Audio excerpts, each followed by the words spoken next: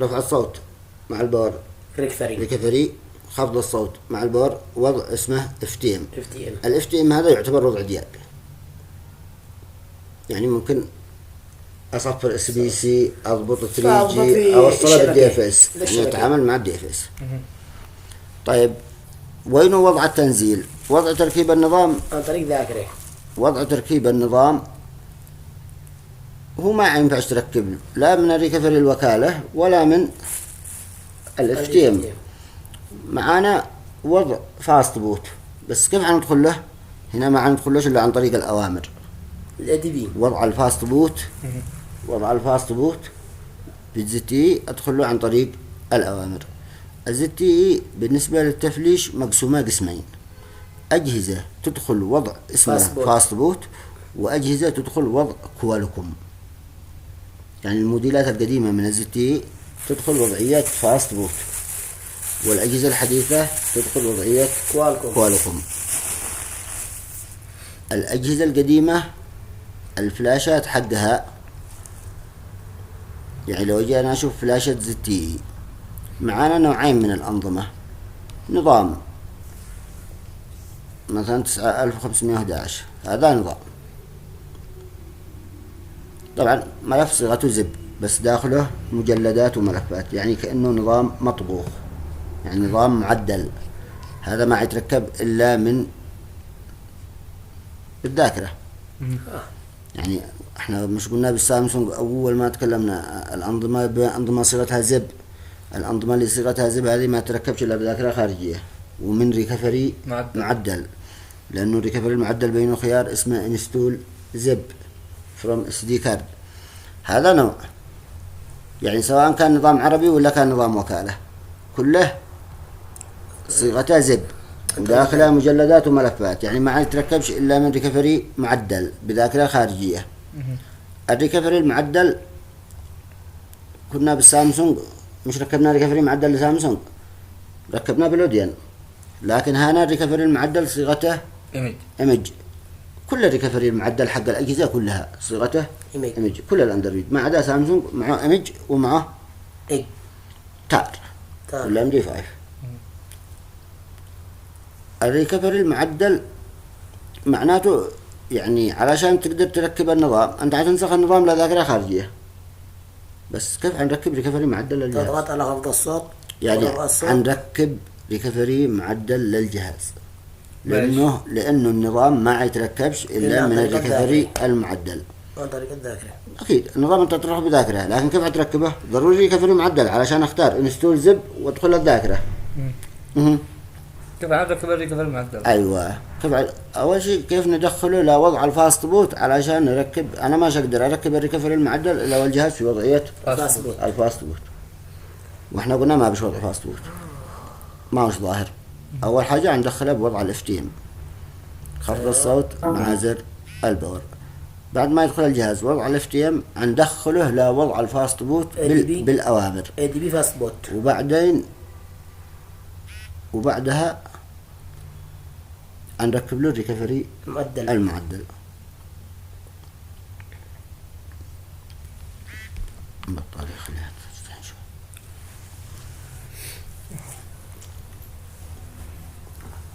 لكن معي نوع ثاني. أنا قلت الآن معي نوعين من الأجهزة. معنا أجهزة تدخل وضع فاست بوت عشان أركب لها نظام، ومعنا أجهزة تدخل وضع اسمه كوالكوم، وضع EDL وضع الكوالكوم.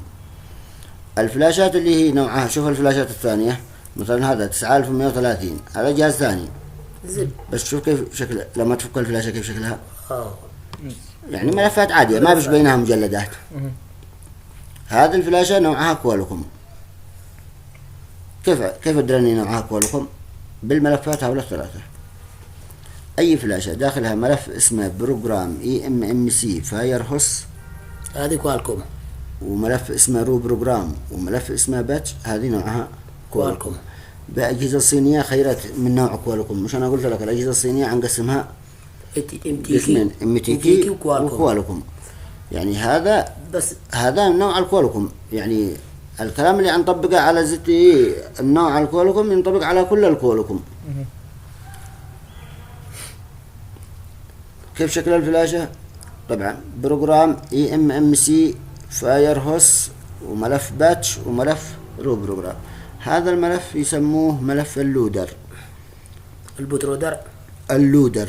ايوه. اللودر هو الملف اللي يوزع ملفات النظام في الذاكرة.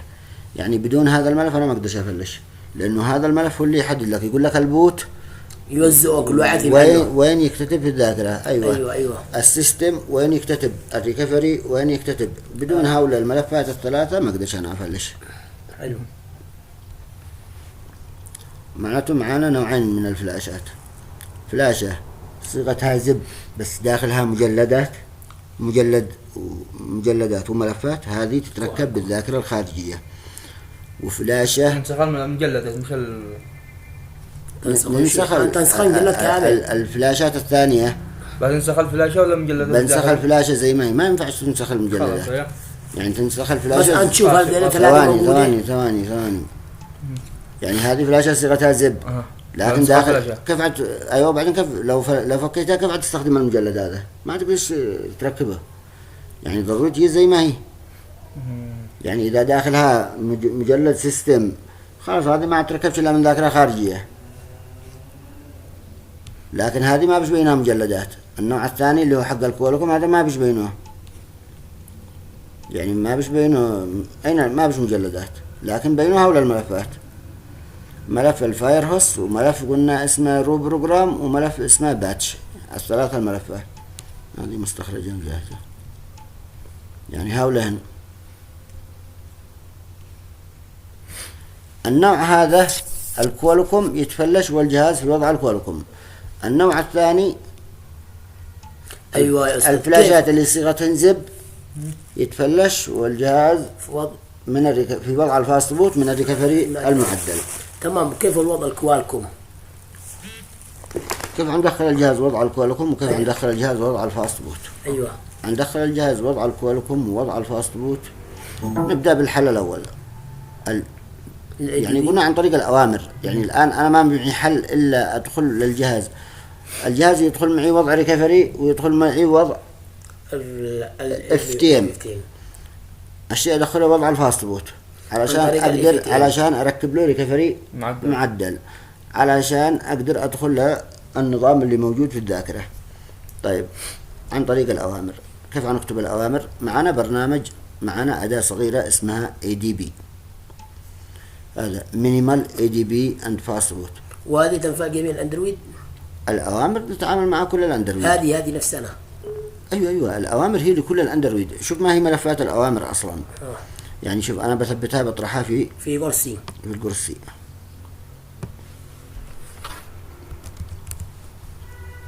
يعني بس بعمل مجلد اسمه ADB واطرحه بالكرسي علشان يثبت الملفات داخله علشان نوصل له.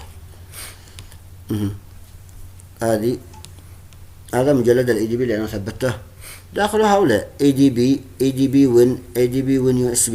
طبعا هذه الملفات الأربعة هذه على الأوامر هن أساس الربط ما بين البرامج كلها. يعني أي برنامج من البرامج هؤلاء اللي أنت تستخدمهن زي المايستيريس ولا الMA ولا كيف تربط مع التليفون؟ ضروري هؤلاء الملف. أيوة.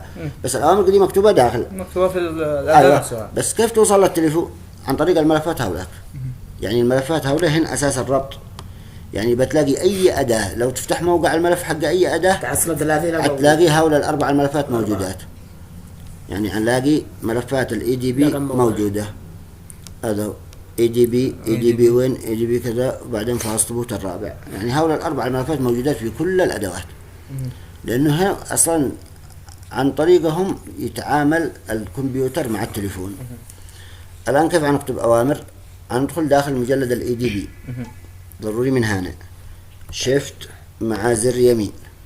ضروري أضغط مفتاح الشيفت في أي مكان وزر يمين فتح نافذة الأوامر. هنا أقدر أكتب أوامر. تقول ADB ADB ريبوت إعادة تشغيل يعني إلى وضع الفاست بوت لودر. هذا الأمر ADB فراغ بوت لودر يدخل الجهاز من وضعية FTM إلى وضعية الفاست بوت. طبعا الأوامر هذه تتعامل مع كل الأندرويد.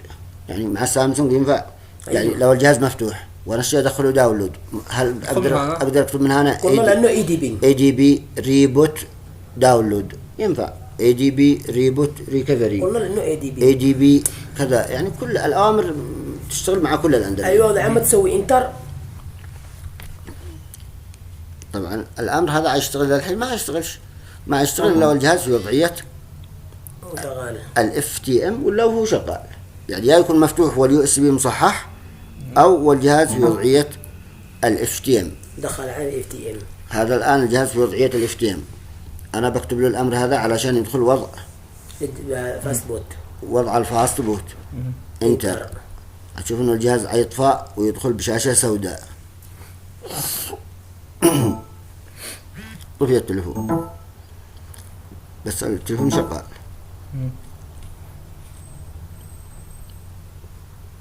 دخل وضعية الفاست بوت، يعني وضعية الفاست بوت في شاشة سوداء. اي وضع الفاست بوت في زتي شاشة سوداء. تمام.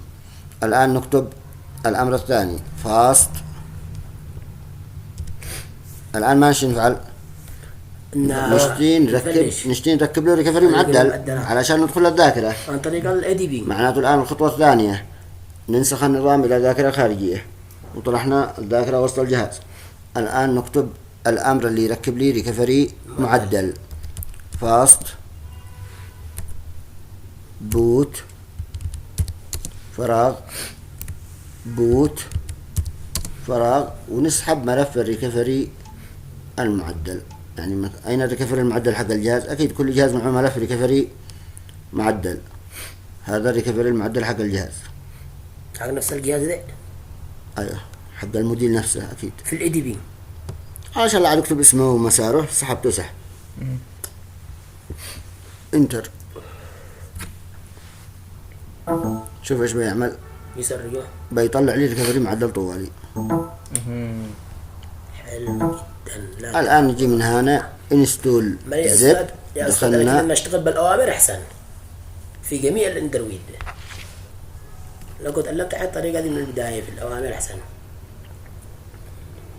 سهل الأوامر صح. فاست بوت فراغ بوت فراغ، قلنا اسم الريكفري المعدل وسحبنا.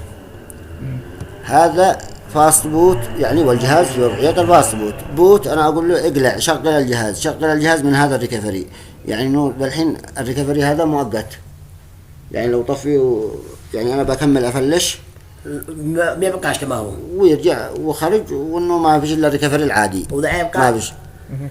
هذا الأمر هذا يركب لي دائم. ما هذا الأمر فاست بوت فراغ بوت فراغ اسم الريكفري، هذا يركب تركيب مؤقت. لو نشي يركبه بتركيب دائم نقول له فاست بوت فراغ فلاش ريكفري فراغ اسم الريكفري المعدل. هذا يركبه تركيب دائم. يعني معك أمرين، فاست بوت فراغ بوت فراغ، هذا يركب مؤقت. فاست بوت فلاش ريكفري اسم الريكفري، هذا يركبه بشكل دائم. بعد ما ركبت الريكفري المعدل خلاص انتهى. باقي لا تبدأ تركب الذاكرة. ندخل نعمل انستول زب. اوكي تشوز زب فروم اس دي كارد. ندخل يفتح لي الذاكرة، نختار النظام. طبعا مع ما نعصر زب طبعا هي الفلاشة. انت بتختار ملف باسم الفلاشة. ايوه يعني انت بترسل الفلاشة زي ما هذه الفلاشة انا بختار تكتب الاسم.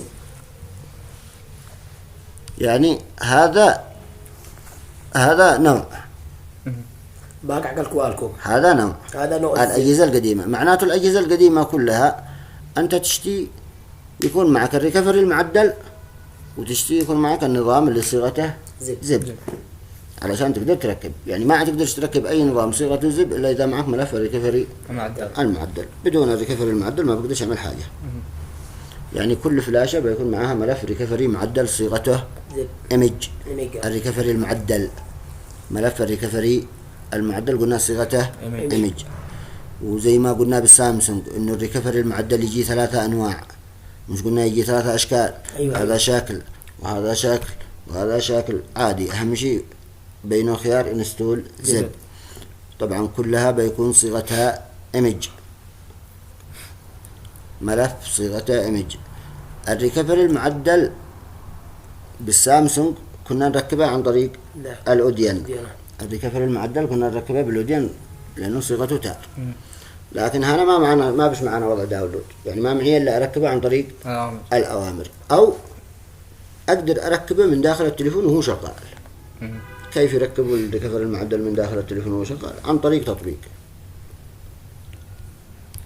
يعني الآن تقدر تركب لأي جهاز ZTE أو أي جهاز أندرويد ريكفري معدل بطريقتين: يا إما من داخل التليفون وهو شغال عن طريق هذا التطبيق، تطبيق اسمه ريشير، أرسله إلى داخل التليفون وهذا ملف الريكفري المعدل.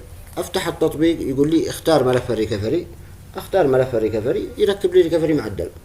بس المشكلة إنه هذه الطريقة تشتري لها روت. أنا والروت ده شغالين على المعتية أستاذ محمد، والجهاز شغال لأنك تعدل على ملفات النظام.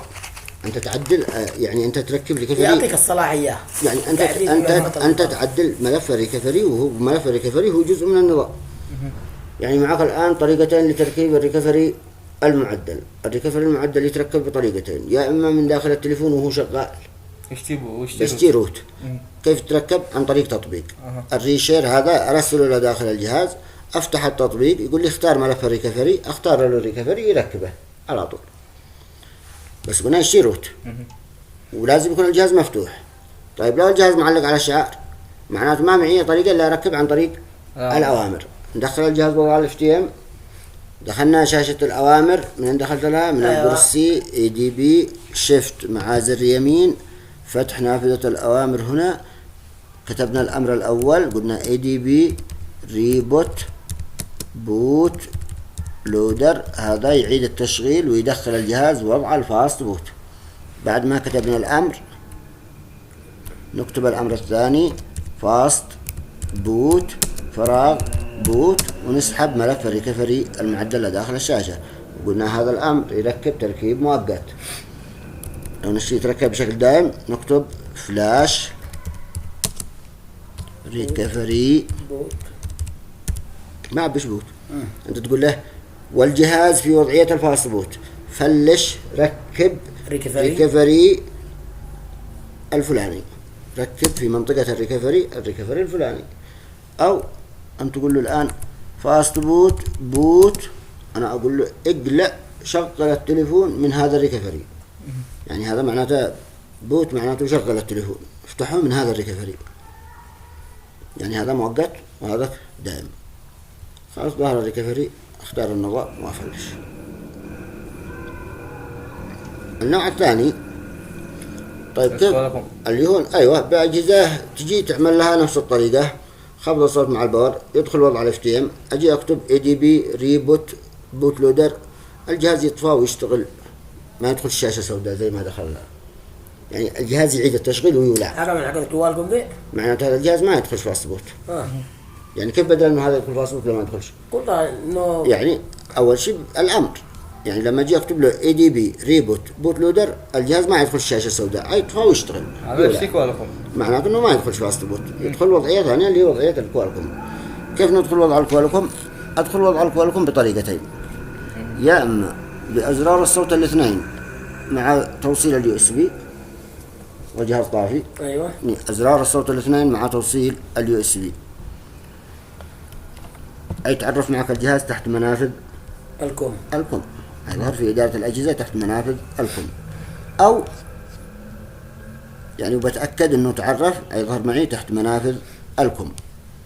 أو عن طريق الأوامر نكتب أمر ADB كوالكم ADB ريبوت ADB ريبوت EDL هي نفسها كوالكم، هي نفس المسمى، يعني الوضع اسمه EDL.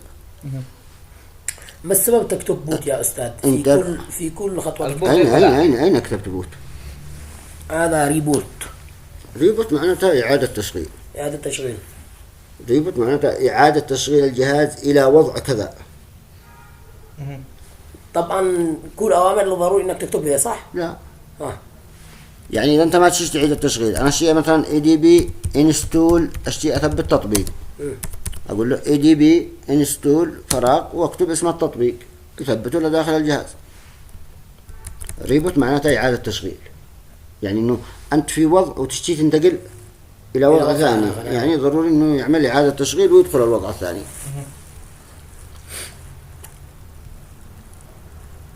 بعد ما دخلت الجهاز طبعا بتقول لي طيب هذا هل يدخل وضع الكوالكوم؟ لا. يعني هل بيدخل وضع الكوالكوم؟ يعني لو ضغطت أزرار الصوت الاثنين مع توصيل اليو اس بي يدخل كوالكوم ماشي، لأنه يدخل وضع الفاست بوت. يعني هو ما يدخلش لا هذا يا هذا، ما هو ثاني. يا إما إنه جهاز يدخل يعني فاست بوت ولا كوالكوم؟ أيوة، يا كتبت بالأوامر ADB ريبوت بوت لودر ودخل شاشة سوداء معناته هذا فاست بوت، أو جهاز أضغط أزرار الصوت الاثنين مع توصيل اليو اس بي كوالكوم يتعرف كوالكوم. إذا ما دخلش وضع الكوالكوم معناته إنه يدخل فاست بوت، واللي ما يدخل فاست بوت يدخل كوالكوم. يعني هذا مستحيل إنه الاثنين بيكون موجود. حلو حلو.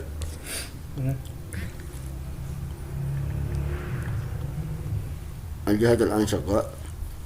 هذا التطبيق اللي أنا أقول لك يركب لي كفري معدل، هذا هو التطبيق هذا اللي كنت أقول عليه الآن. تطبيق الريشير. أول ما جيت طبعا هو يبدأ يتأكد أول شيء من صلاحيات الروت. بعدين يقول لي هنا ريكفري فروم ستورج، اختار الريكفري. أنا أركب له ذي. اختار فرايزو ما يصلحش. هذا الريكفري من داخل الذاكرة وأقول له يس. خلاص الآن ركب ريكفري. هذا يركبه تركيب دائم. هذا بروت. جهاز بروت هذا.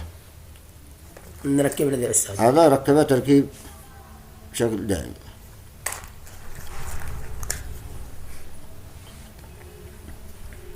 الكوالكوم بأيش يفلشوها؟ الكوالكوم تتفلش عن طريق الميركل، يعني ما بش معهم أداة خاصة. النوع الثاني احنا قلنا الآن النوع الأول اللي يدخل فاست بوت عندها تنسخ النظام لا ذاكرة ودخلت من الريكفري المعدل تركب. النوع الثاني يتركب نظام عن طريق الميركل، عن طريق الميركل. ندخل الجهاز وضع الكوالكوم، أزرار الصوت الاثنين مع توصيل اليو اس بي أو بالأوامر ADB ريبوت ADL، وبعدها من الميركل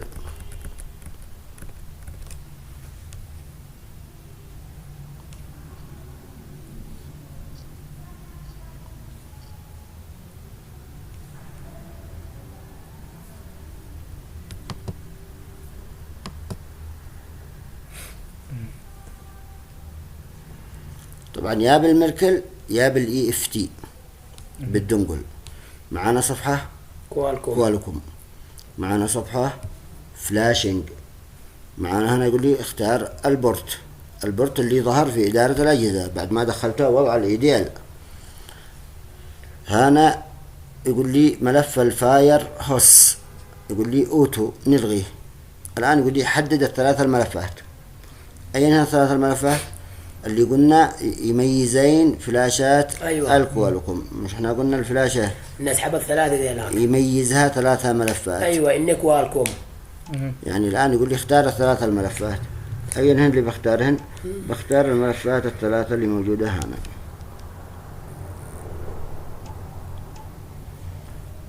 هذا الفاير هوس اللي يسموه اللودر، وهذا الرو بروجرام، وهذا الباتش. يعني شيء ضروري هؤلاء الثلاثة. بروجرامر ايش بيقول لي؟ نشوف.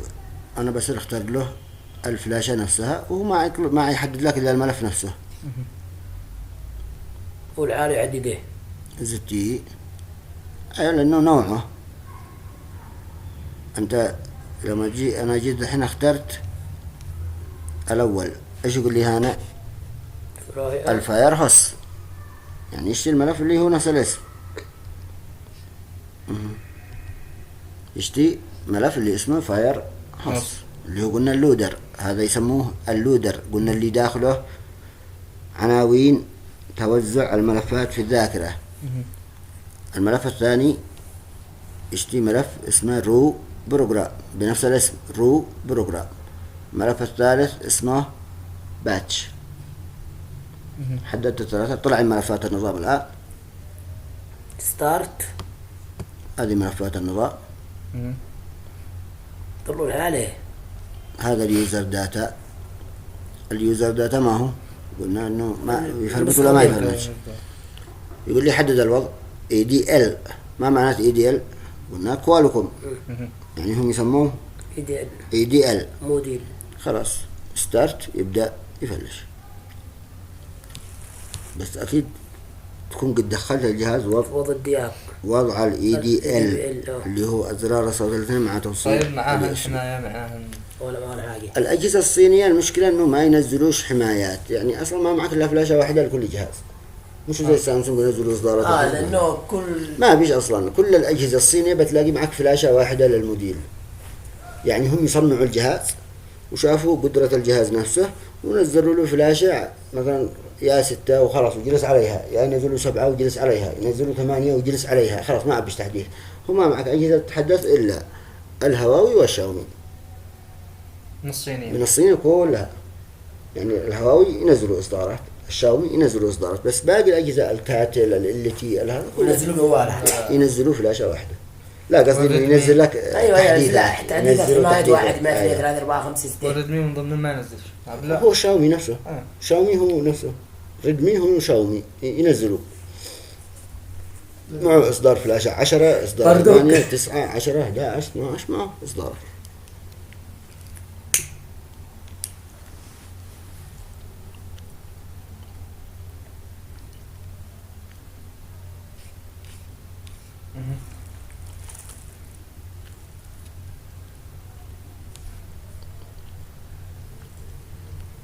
نفس الكلام ممكن أفلش عن طريق ال EFT.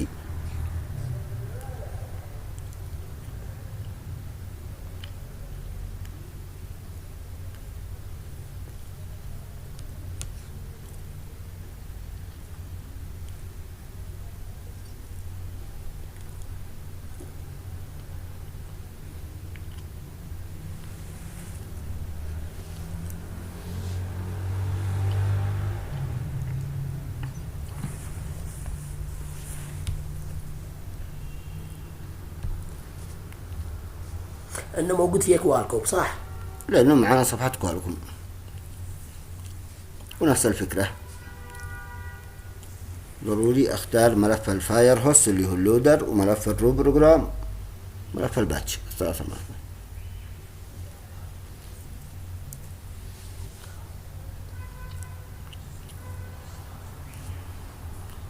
أنا ندخل صفحة الأندرويد موديل بصفحة الكوالكوم، نعمل سكان علشان يتعرف الجهاز البورت.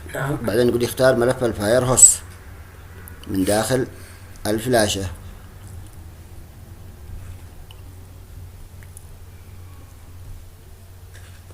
هنختار ملف الفاير هوست حق الجهاز من داخل النظام.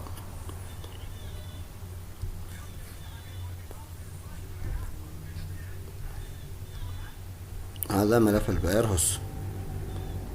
اوبن. وهنا يقول لي اختار ملف ال XML اللي هو الرو بروجرام. طلعت ملفات النظام، بعدين نضغط على زر فلاش. كيف بختار شيء ثالث ذي؟ ايوه ما اخترش الملف الباتش، خلاص ما عاد يحتاجه. هنا قد موجود داخل حلو خلاص. فلاش على طوله. بعد فلاش. حلو.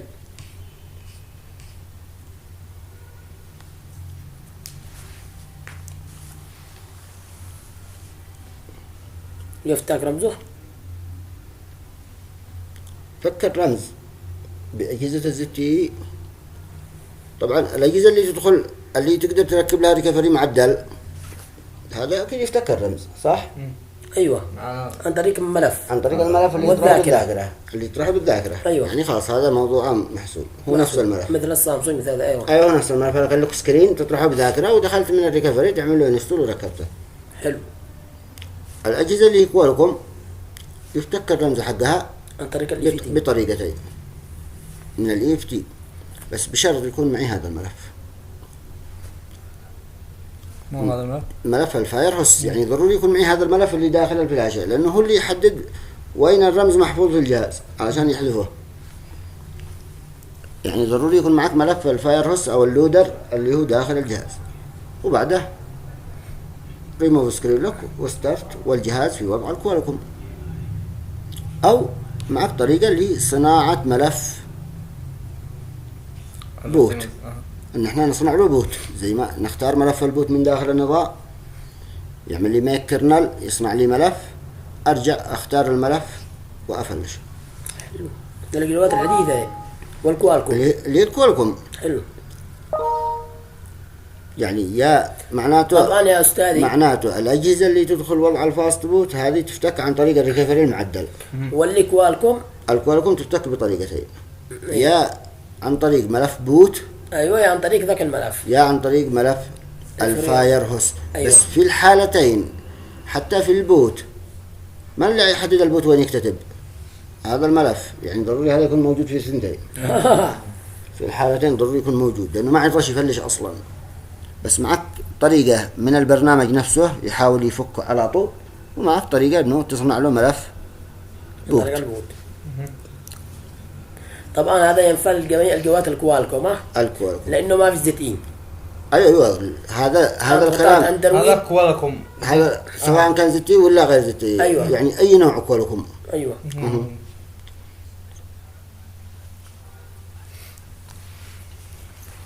تخطي الرمز، تخطي الحساب. أيوة. معنا هنا نفسك بالاف تي اف ار بي، معك هنا رئيس اف ار بي اي دي ال، يعني والجهاز في وضع الكوالكم. بس يشتري منك ملف هذا نفسه اللودر. عليها أنا يعني ضروري يكون معك ملف اللودر. انا طبعا منزل لك ملفات اللودر حق الزتي كلها لوحدها، يعني علشان لا تجي تقول لي ضروري احمل الفلاشة علشان اطلع الملف. موجود هنا لودر زتي، يعني ملفات اللودر حق الاجهزة موجودة بالموديلات. حلو جدا. يعني معك هنا الله يرضى عليك كل الموديلات. الله يرضى يعني عليك. الموديل هذا اللودر حقه، يعني خلاص اروح اختاره. يعني حتى لو هو مش موجود في الفلاشة، هم ذكر موجودات ملفات اللودر كاملة. الله يرضى عليك. أو هذه طريقة، أو طريقة ثانية عن طريق الأدوات الجاهزة. يعني الإما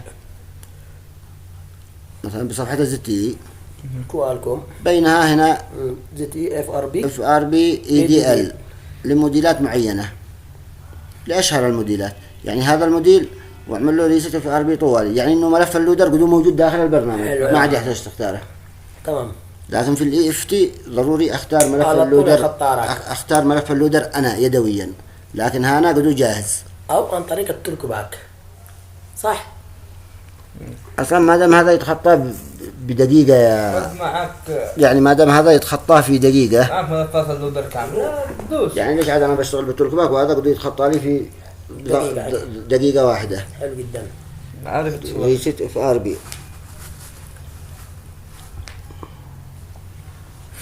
ما في المحل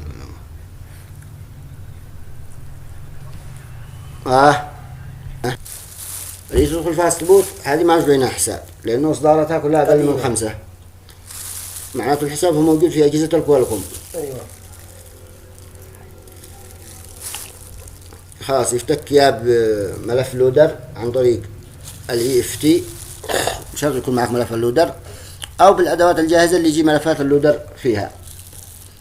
بس معانا مجموعة اللي هي تراسفون. التراسفون اللي هو شعار تراسفون. أيوة. شعار شركة تراسفون. الدائرة. البصمة هذا اللي دائرة متداخلة الأرض. الأزرق هذا. كل أرضية. التراسفون هؤلاء لهن وضع خاص في الزتي. هذولا يفتكين في وضع اسمه سايد لود. ما هنا الموديلات، هذه الموديلات. يعني هذه الموديلات يفتكين في وضع معين. يقول لي سايد لود، ما هو سايد لود هذا الوضع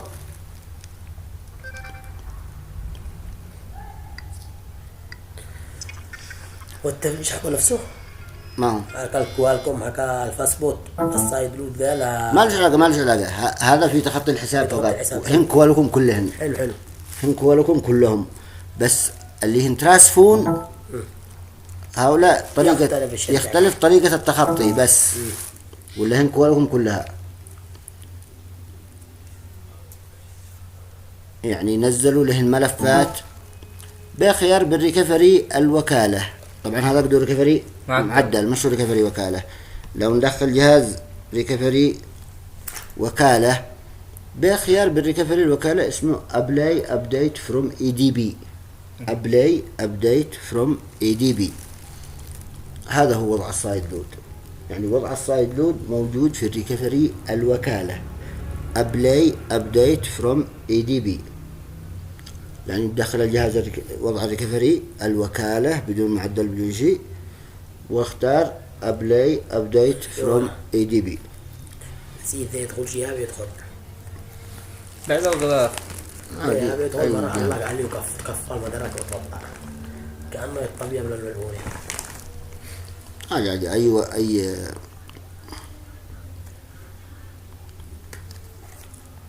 يكون فاق الشحن.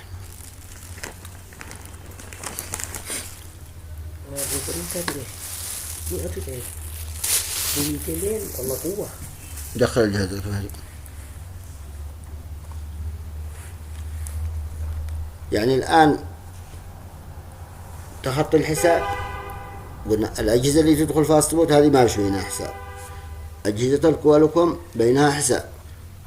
معانا حالتين، يا إما والجهاز في وضعية EDL في وضع الكوالكوم اللي هو أزرار الصوت الاثنين مع توصيل وبالأداة الجاهزة على طول، أو بالEFT بس بشرط إنه يكون معي ملف الفاير هوس اللي هو اللودر حق الموديل نفسه، أو أجهزة الترانسفون قلنا لها وضع معين من الريكفري الوكالة. من الريكفري الوكالة بخيار اسمه أبلاي من الريكفري الوكالة أبلاي أبديت فروم EDB. طبعا الخيار هذا موجود في كل الريكفري الوكالة في كل الأجهزة، بس احنا نستخدمه مع أجهزة الترانسفون ZTE. أيوة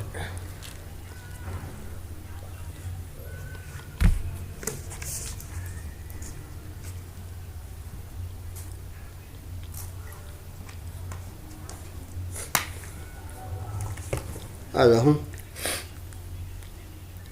Apply Update from EDB. يعني هذا الوضع الوحيد اللي ممكن الجهاز يتعرف وهو في وضع الريكفري على الكمبيوتر.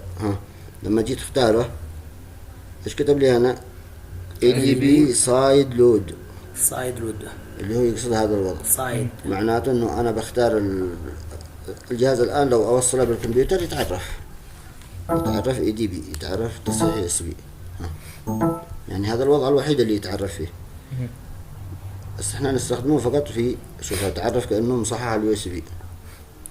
يعني اجي اختار من هنا EDB اشوف ان الجهاز معرف طبيعي، اختار الموديل وبعدين اعمل له ريست FRB على طول يركب له ملف يحذف الحساب. يعني هذه طريقة تخطي حساب جوجل بأجهزة ZTE. أوضاع الدياج بالZTE قلنا خفض الصوت مع الباور اللي هو وضع FTM، هذا يعتبر وضع دياج، أو عن طريق الرموز. معك 2 رموز لكل أجهزة ZTE. هذه رموز الدياج حق ZTE. يعني إذا الجهاز هذا رمز نجمة 983 نجمة 87274 مربع، أو هذا الرمز حق الإسبرنت العادي بمربع 342 مربع، بس ما معك إلا هؤلاء 2 رموز. أو وضع FTM. كيف نصفر SBC؟ عن طريق الأداة الصينية. تصفير SBC بالأداة الصينية والجهاز في وضعية FTM ما دام يتعرف دياج معناته من هنا. اوكي. طيب إذا ما رضيش لا خلاص يدخل أيوه هو يدخل من هو يدخل وضع قصدك انه مثلا تجي نعم. تكتب رمز الدقيق يطلب منك رمز ما خلاص ما برجع اطفي الجهاز وادخله اف تي ام واصفره. فك الشفرة نفس الكلام، يا اما عن طريق ملفات ان في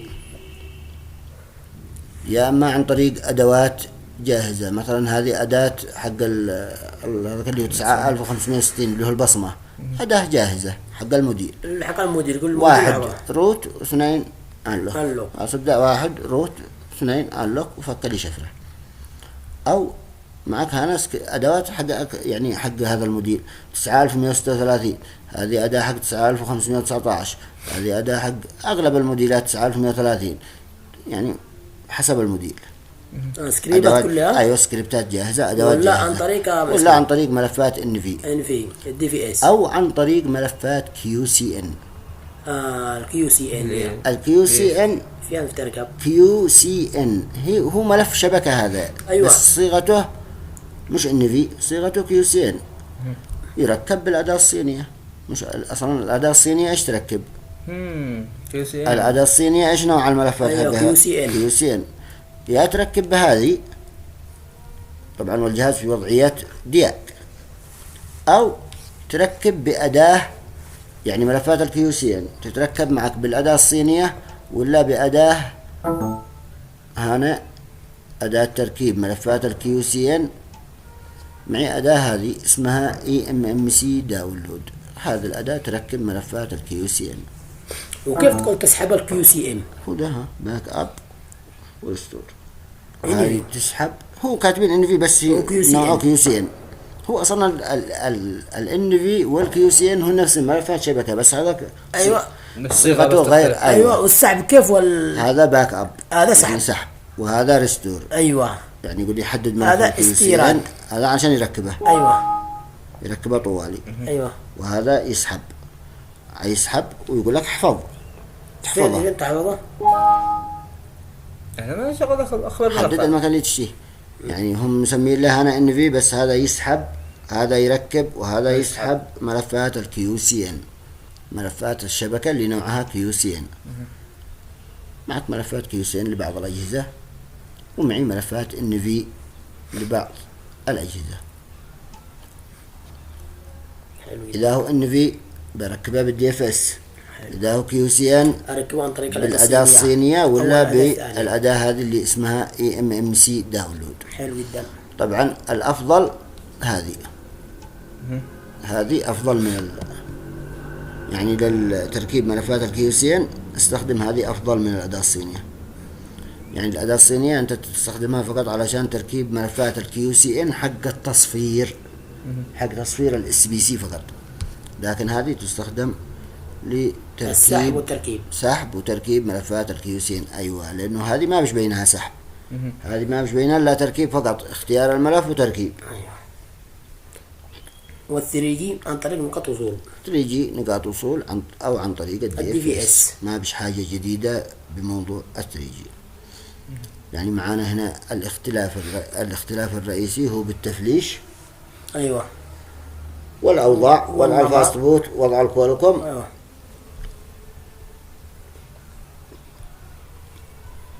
نحفظ